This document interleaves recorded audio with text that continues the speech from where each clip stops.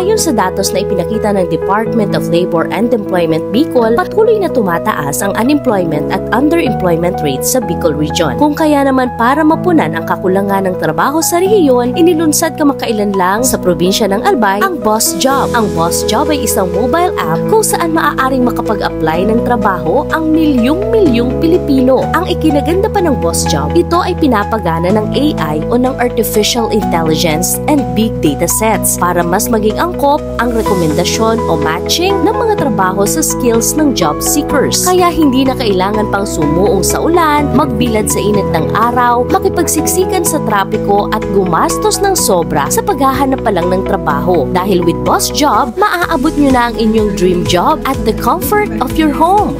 For one, with Bicol, what we can see here is the problem really how to bridge the gap between the employers and the applicants. Very traditional pa po kasi ang mga Bicolano.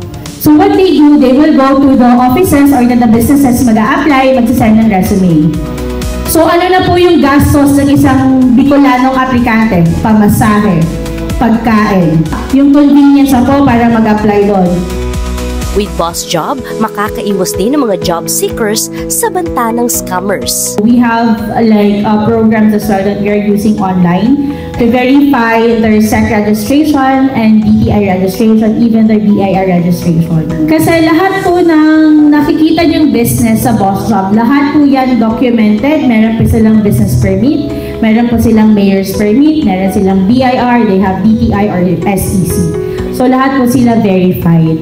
So it only means po na before sila makarating sa amin and before they can get the premium mileage of Boss Job, dumaan na po sila sa government processes for them to be compliant with all of the requirements na hinihingi po ng ating government. Ang Boss Job ay hindi lang sa Pilipinas kundi meron din sa Singapore, China, Japan, Malaysia, Macau, Hong Kong, Indonesia, Taiwan, and soon magkakaroon na rin sa Thailand and Vietnam.